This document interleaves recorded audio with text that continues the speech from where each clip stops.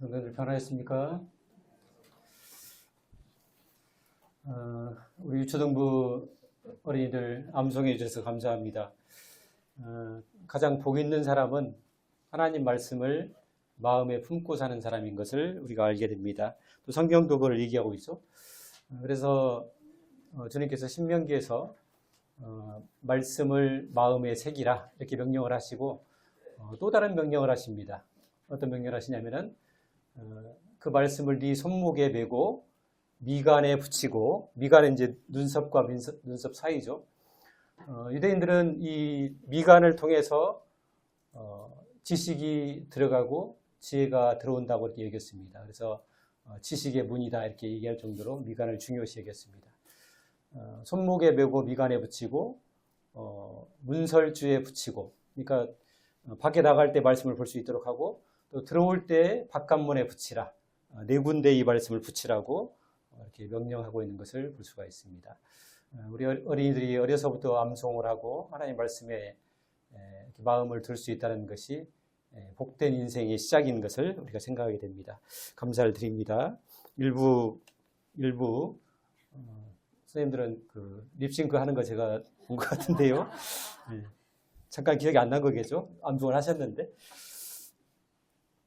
뒤에 2026년도 달력이 나와 있습니다. 세월이 이렇게 빨리 가는지 모르겠습니다. 제가 가만히 생각해 보니까 지난 한 해 동안에 제가 매달 집에 있는 그 달력을 이렇게 뗐던 것 같아요. 그리고 사무실에 가서도 매달 제가 달력을 넘겼던 것 같아요. 그리고 생각해 보니까 교회에 와서도 제가 거의 매달 달력을 뗐는데 이제 마지막 한 장이, 마지막 잎새가 남아 있습니다. 둘 중에 하나인 것 같습니다. 제가 성격이 급하든지 아니면은 많은 분들께서 가는 세월이 아쉬워서 차마 떼지를 못하고 이렇게 둔 것이 아닌가 이런 생각을 합니다. 2026년 5년도 이제 마지막 그 페이지에 우리가 와 있습니다. 우리 성도님들 어떤 시간을 보내셨는지 모르겠습니다. 우리가 이 시간을 25년도를 은혜로 바라보고 감사로 바라보고 또 마지막 순간을 우리가 잘 마무리했으면 좋겠다 이런 생각을 갖습니다. 우리 데살로니가 전서 5장에 있는 말씀을 같이 교독하도록 하겠습니다. 데살로니가 전서 5장입니다.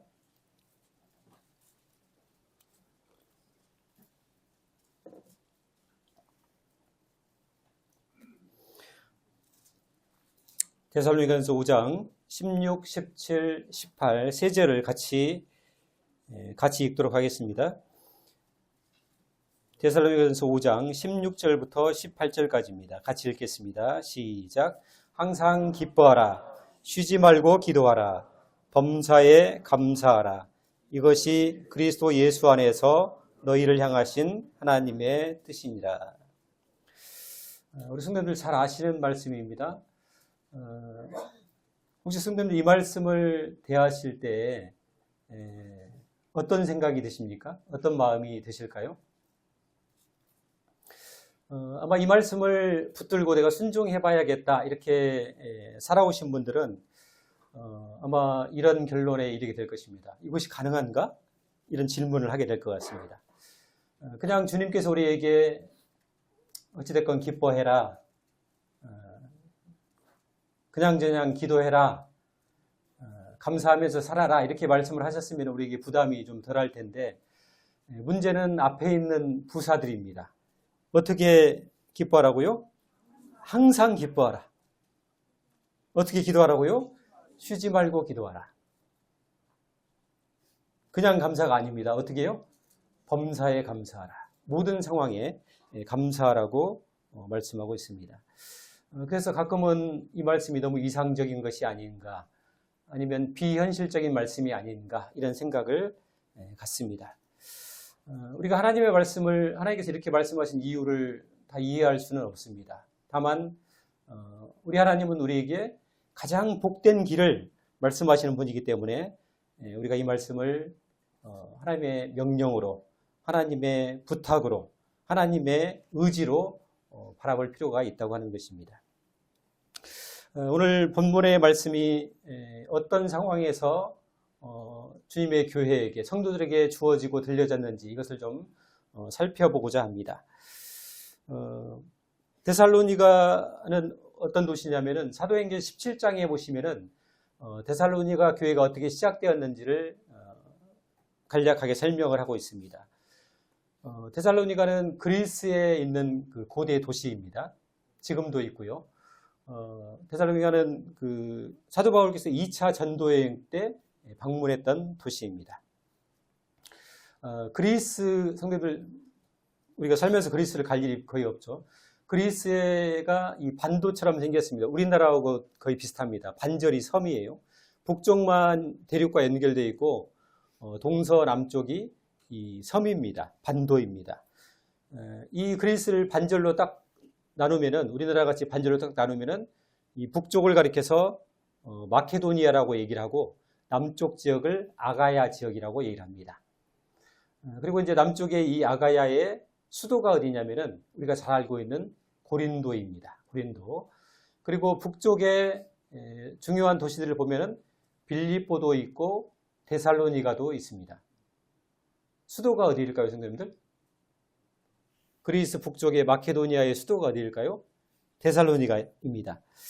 근데 사도 바울께서 이 빌립보에서 복음을 전하시다가 우리가 잘 아는 대로 매를 맞고 감옥에 갇혔는데 밤에 한밤중에 찬송을 부르면서 이 수갑, 착고가 풀려지고 성문이, 이 감옥문이 열리면서 이 간수가 구원받는 그런 역사가 바로 앞장에 사도행전 16장에 나오고 있죠.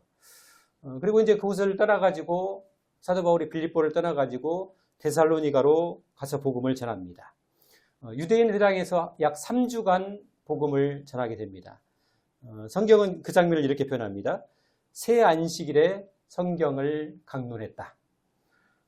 약 3주간 데살로니가에서 복음을 전했는데 그 데살로니가에 살고 있는 유대인들이 불량배를 동원해서 사도 바울이 살고 있는 그 집을 습격하게 됩니다. 머물고 있는 집을 습격합니다.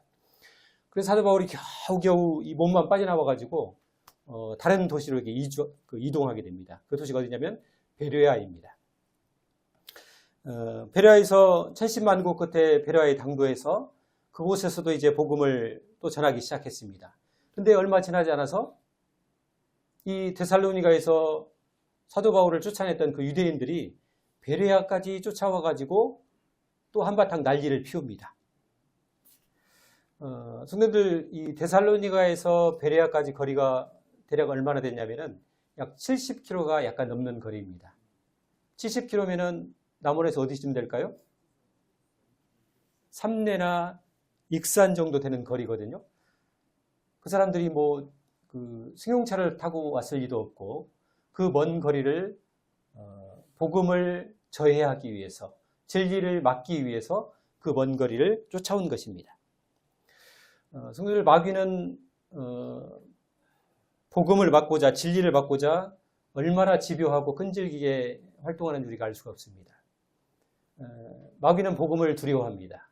복음은 영혼을 살리는 권세와 능력이 있기 때문에 그렇습니다. 어쨌든 사도 바울이 또 베레아에서 복음을 전하다가 쫓겨가지고 이번에는 아테네까지 이렇게 도망을 칩니다. 그래서 사도 바울 마음속에는 늘 이 부담이 있었어요. 데살로니가 지역, 짧은 기간 동안 3주밖에 복음을 전하지 못했습니다. 그래서 그때 뿌렸던 복음의 씨앗이 싹이 났는지, 꽃을 피웠는지, 열매가 맺혔는지 이 마음에 늘 부담이 있었습니다.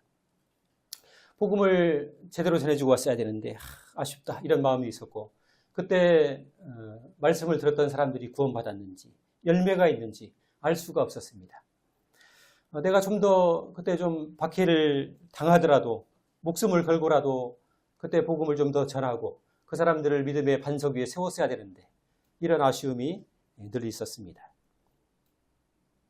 우리 성도들 앞장을 한번 넘겨보실래요? 데살로니가서 3장을 한번 보겠습니다.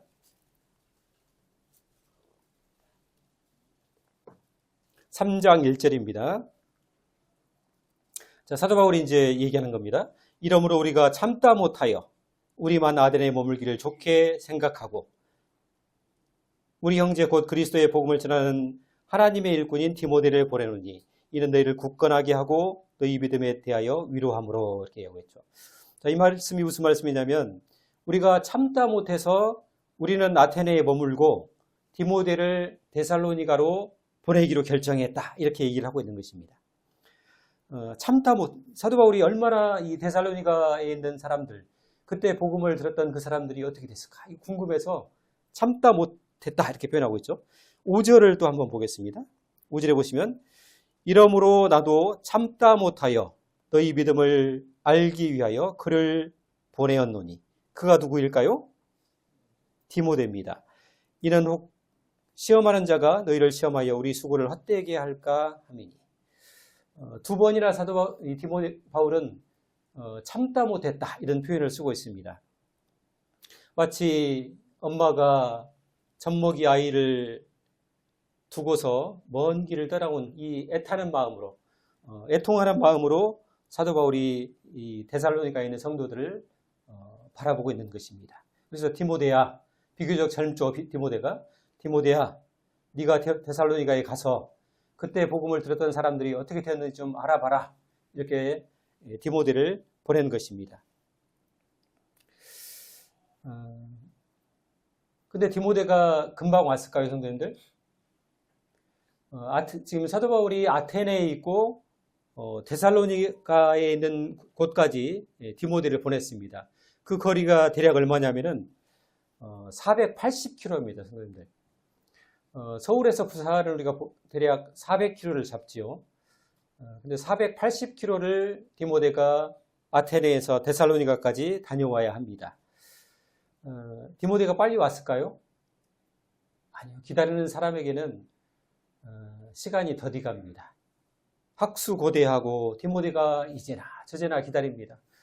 근데 성도들 아시는 대로 디모데가 건강한 편입니까? 아니면 좀 빈약한 편입니까? 빈약하죠. 늘 이게 유장병이 있어가지고 디모데는 여행을 하면은 안 돼요.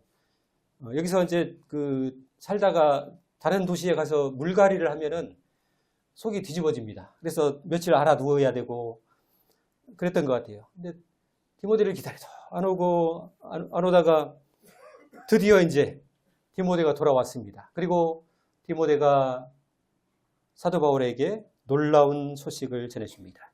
첫 번째, 다수의 경건한 그리스인들, 다시 말해서 이 그리스에 살고 있는 데살로니가에 살고 있는 헬라인들 중에 개종한 사람들, 유대교를 개종한 사람들 중에 많은 사람들이 예수님을 믿었다는 것입니다. 뿐만 아니라 적지 않은 고관의 부인들, 귀족의 부인들이 예수님을 믿었다는 것입니다. 십자가에서 피 흘려 죽은 예수님 그분이 하나님의 아들이시고 그리스도이시구나. 이것을 믿게 되었다는 것입니다. 두 번째, 세워진 지 얼마 되지 않은 이 데살로니가 교회는 모진 박해를 잘 견디고 믿음의 반석 위에 견고하게 서 있다고 보고를 한 것입니다. 세 번째, 심지어 그리스 전역에 이 데살로니가 교회 성도들 믿음에서 얼마 되지 않은 이 사람들이 그리스 지역 전체에 본이 되는 그런 믿음을 소유하고 있고 성장해가고 있다는 놀라운 소식을 사도 바울이 듣게 됩니다. 그리고 사도 바울은 3장 8절에서 이렇게 말합니다. 우리 3장 8절을 같이 한번 읽으실까요, 선생님들? 시작. 그러므로 너희가 주 안에서 굳게 선즉 우리가 이제는 살리라. 사도 바울이 데살로니가에서 그때 복음을 들었던 그 사람들이 어떻게 됐을까? 예수님을 믿었을까? 구원받았을까? 이런 마음 졸이고 노심초사했던 그 마음을 뒤로하고 이 디모데의 보고를 듣고 나서 뭐라고 얘기합니까? 너희가 주 안에 굳게 선즉 우리가 이제는 살리라.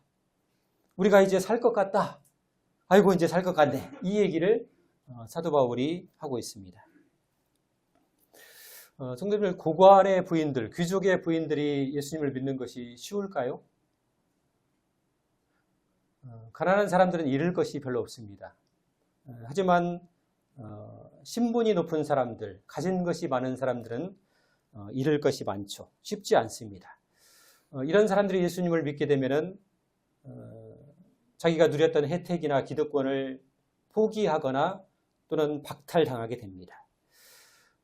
지금 현재 그 이스라엘에서 유대인이면서 예수 그리스도를 믿는 사람들 우리가 메시아닉 주라고 표현합니다. 메시아닉 주.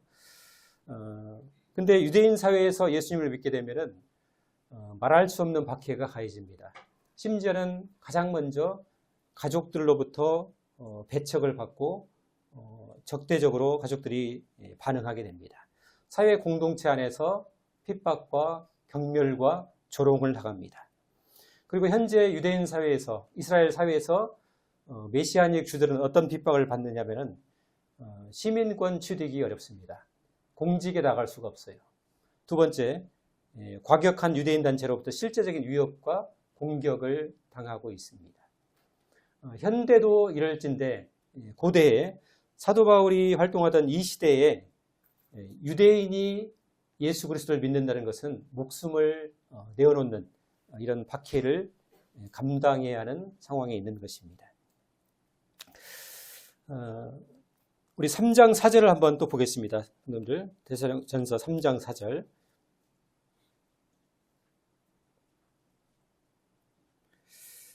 우리가 너희와 함께 있을 때에 장차 받을 환난을 너희에게 미리 말하였고 과연 그렇게 된 것을 너희가 아느니라.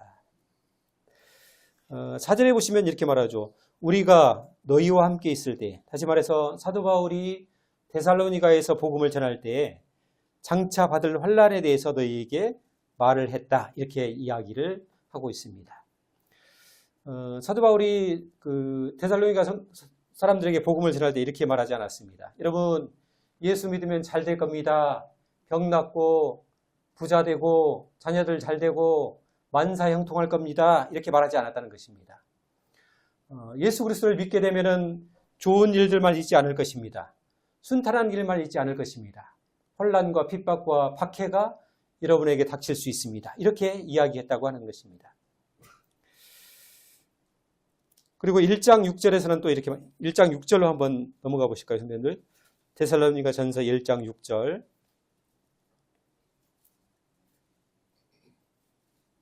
같이 한번 읽겠습니다. 1장 6절 시작. 또 너희는 많은 환난 가운데서 성령의 기쁨으로 을 받아 우리와 주를 본받은 자가 되었다. 실제로 데살로니가 성도들에게 많은 환난이 있었습니다. 그런데 그 성도들은 성령께서 주시는 기쁨 안에서 기뻐했다. 이렇게 표현하고 있습니다. 데살로니가 전서의 상황이 이러했고요. 나중에 사도 바울께서 두 번째 편지를 데살로니가 교회에 보냅니다. 그것이 데살로니가서 후서죠. 후서 1장에 보면은 또 이렇게 말합니다. 그러므로 너희가 견디고 있는 모든 박해와 환난 중에서 너희 인내와 믿음으로 말미암아 하나님의 여러 교회에서 우리가 친히 자랑한다. 첫 번째 편지를 보낼 때에도 데살로니가 교회에 심각한 박해가 있었고 데살로니가 후서를 보낼 때에도 박해와 환난 중에 있었다고 그 교회를 이야기하고 있습니다. 성도들, 데살로니가 성도들이 기뻐할 수 있는 상황일까요? 감사할 수 있는 상황일까요? 그들이 처한 상황을 보게 되면 항상 기뻐할 수 없는 상황이었습니다. 기도할 힘도 나지 않았을 것 같습니다. 그리고 도저히 감사할 수 없는 그런 조건에 있었습니다. 그럼에도 불구하고 데살로니가 교회 성도들은 복음을 믿고 나서 무섭게 달려드는 이 박해와 환난 앞에서 기쁨으로 잘 견디고 있다고 성경이 말하고 있습니다. 이들이 기뻐한 것은 예수를 믿으면서 무엇인가를 얻게 되거나 어떤 혜택이 주어지거나 잘되고 형통해서 그런 것이 아니고 주의 복음을 인해서 성령 안에서 복음 안에서 믿음 안에서 누리는 기쁨이었던 것을 우리가 볼 수가 있습니다.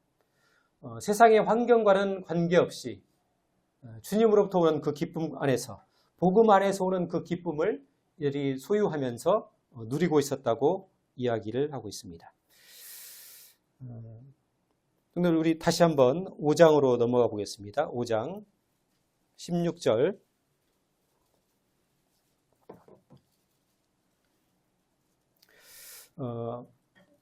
16절에 항상 기뻐하라 이렇게 말씀하고 계십니다.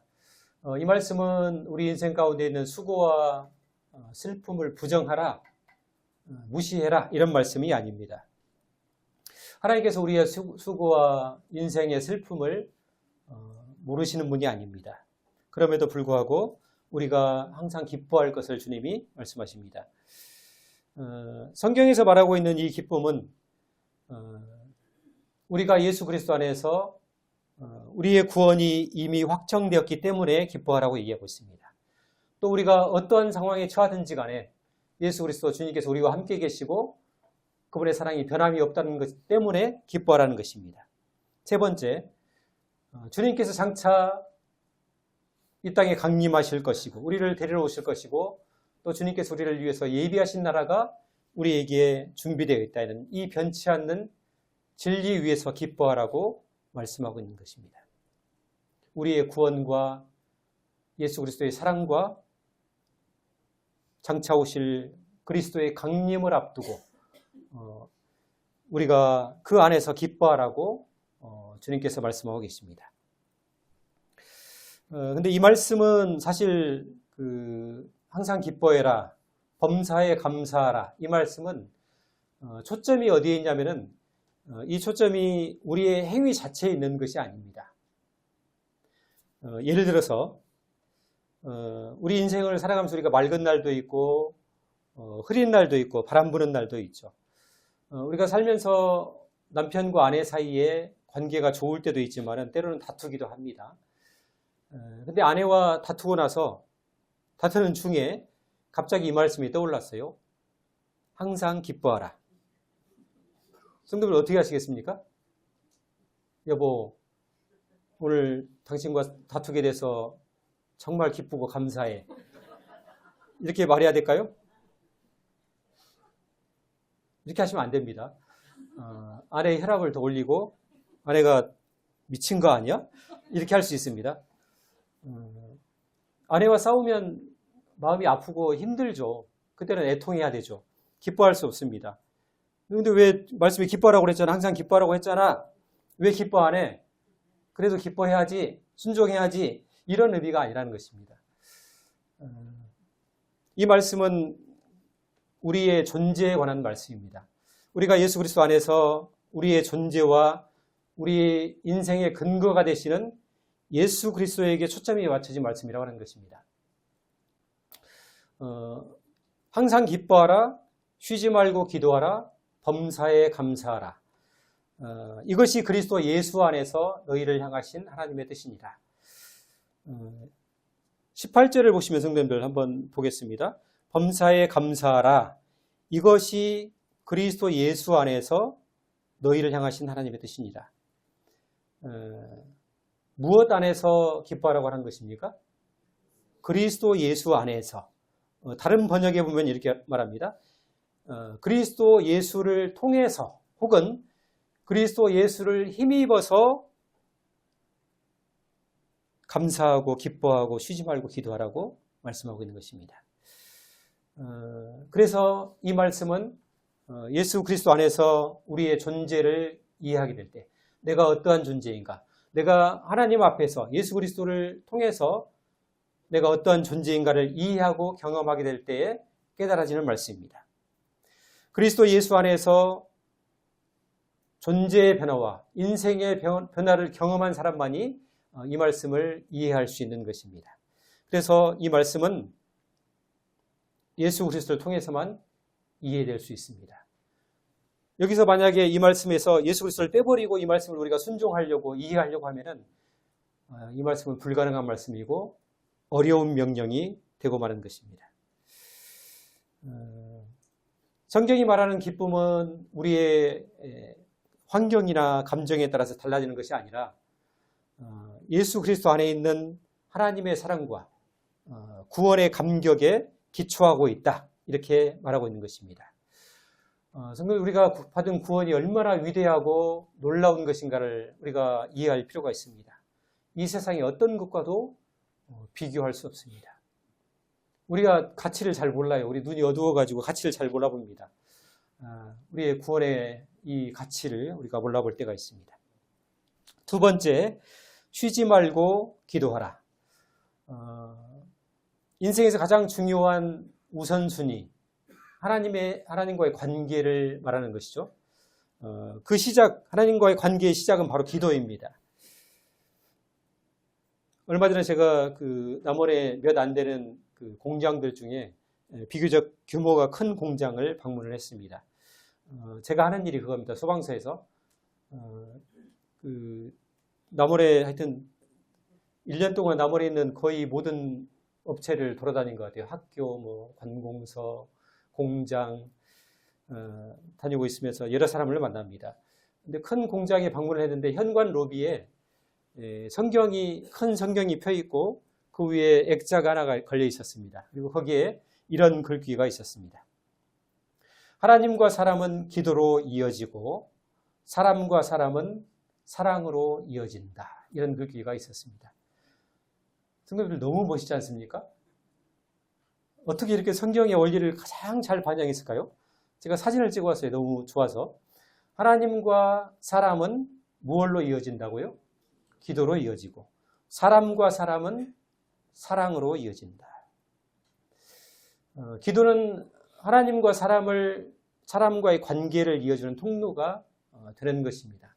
따라서 여기서 쉬지 말고 기도해라. 이것은 아침부터 저녁까지 자기 전까지 계속 기도해야 된다. 이런 의미가 아니고 하나님과 우리 사이를 갈라놓는 틈을 조금이라도 두지 말라. 마귀는 하여튼 귀신같이 이것을 알아냅니다. 하나님과 우리 사이에 조금만 틈만 생겨도 그 틈을 바로 공격하는 것이 마귀의 습성입니다. 성도들, 우리의 본성이, 우리의 육신의 본성이 매우 연약합니다. 그래서 우리에게 만약에 시간이 많아지고 돈이 있으면 우리의 삶이 어느 방향으로 흘러갈까요, 성도들? 첫 번째, 시간이 많습니다. 두 번째, 돈이 있어요. 그러면 우리 삶이 경건한 방향으로 흘러갈까요? 아니면은 죄의 방향으로 기울어질까요? 어느 방향이라고 생각하십니까? 아니, 좀 주고 한번 해보세요. 제가 경건의 방향으로 갈 자신이 있거든요. 일단 주고 시작하시게요. 이렇게 하죠. 돈도 좀 주시고 시간도 좀 주시고 하십시오. 다윗이 하나님 앞에서 범죄했을 때가 언제입니까, 성도들? 성경은 다윗이 범죄가 시작된 시점을 이렇게 표현합니다. 사무엘하 11장에서 이렇게 말합니다. 다윗이 요압은 이제 군대 장관이죠. 요압과 그에게 있는 그의 부하들과 온 이스라엘 군대를 보내고 다윗은 예루살렘에 그대로 있더라. 저녁 때 다윗이 그의 침상에서 일어나 왕궁 옥상에서 거닐다가 다윗의 범죄가 시작된 시점을 이렇게 표현합니다. 밧세바를 취하게 되는 장면의 시작이 이렇게 시작됩니다. 다윗이 첫 번째 왕이 되고 나서 주변 국가의 관계가 어느 정도 정리돼 가고 있는 단계에 있었습니다. 나라가 안정적인 기반 위에 세워져 가는 상황이 있었습니다. 다윗이 직접 전쟁에 나가지 않아도 되는 시점, 평안하다고 할 때, 전쟁에 나가지 않기 때문에 간절히 기도할 이유가 그다지 없을 때, 딱히 기도할 이유가 없을 때, 그때 다윗과 하나님과의 틈이 생기기 시작합니다. 두 번째는 저녁 때에 다윗이 침상에서 일어났다고 표현하고 있습니다. 전날 저녁에 잤다가 그 다음날 저녁 때 일어난 것은 아닌 것 같아요. 우리 아들들은 뭐 그렇게 해서 잡니다만은 그 중동 지역에는 시에스타라는 게 있습니다. 너무 더운 지역이기 때문에 한낮의 더위를 피해서 잠깐씩 이렇게 잠자는 시간이 있는데 아마 그 시간을 얘기하는 것 같아요. 하지만 다윗이 적어도 저녁 늦게 침상에서 일어날 만큼 시간적인 여유가 있었던 것 같습니다. 다윗의 성정이 그런 사람이 아니거든요. 설사 본인이 왕궁에 머문다 할지라도 자기의 그 수하들이 전장에 나가 있는 시점에서 그가 함부로 시에스타를 즐길 만한 그런 성정은 아닌 것 같습니다. 근데 어느 순간에 다윗에게 틈이 생겼습니다. 성도 우리가 주일뿐만 아니라 수요일에도 모이고 금요일에도 모이고 또 어떤 때는 토요일에도 모입니다. 유난스럽게 말씀과 기도의 자리에 나가는 이유가 어디 있습니까? 우리가 쉽게 흔들리는 존재이기 때문에 그렇습니다. 우리가 쉽게 넘어지는 존재이기 때문에 그렇습니다. 천하의 다윗도 넘어지는데 하물며 우리 같은 사람이야 얼마나 위태위태하겠습니까? 주님 보시기에. 그래서 주님께서 쉬지 말고 기도하라 이 얘기는 하나님과의 관계에 있어서 멀어지거나 이 관계의 틈이 생기지 않도록 하라 이런 의미에서 주어진 말씀이라고 생각이 되집니다. 세 번째, 범사에 감사하라.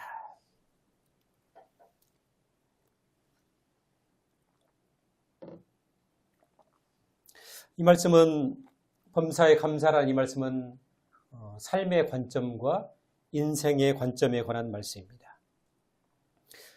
삶의 모든 상황을 감사의 눈으로 바라보라 이런 의미에서 주신 것으로 이해가 됩니다. 그럼 우리 여기다 손을 놓으시고 우리 찬송가 300장을 한번 열어보실까요? 찬송가 300장.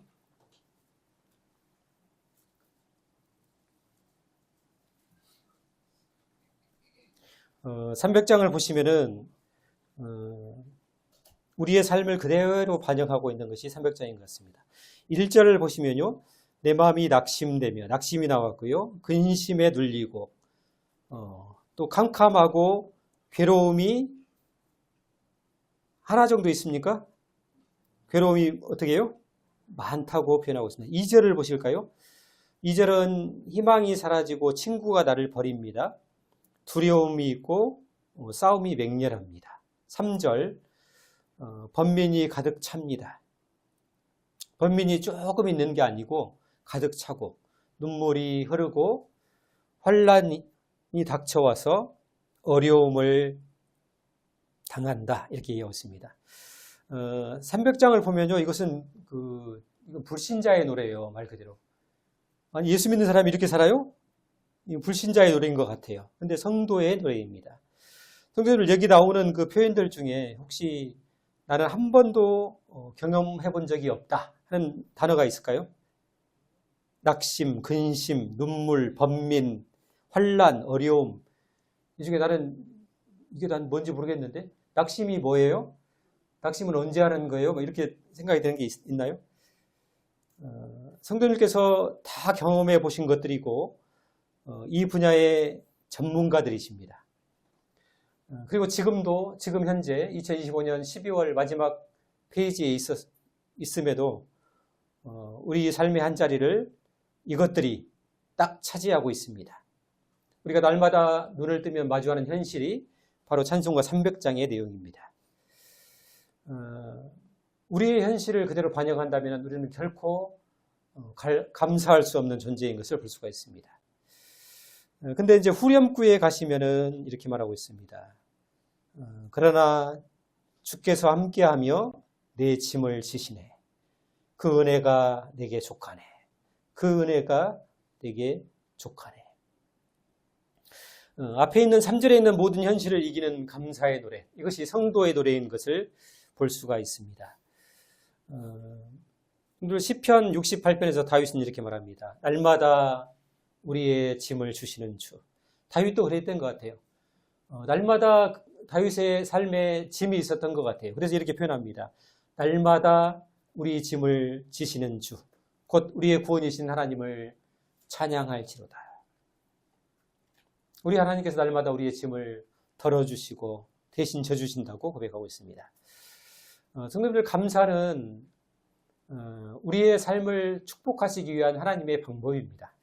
감사하면 모든 것이 온전해집니다. 첫 번째, 우리가 감사하게 되면 우리의 과거가 온전해집니다. 우리의 상처가 은혜로 바라볼 수 있게 되는 것입니다. 우리 성도님들 중에 혹시 소망의 성도님들께서 가장 좋아하는 찬송이 어떤 찬송인지 혹시 아십니까? 바로 옆에 있는 곡입니다. 301장. 지금까지 지내온 것.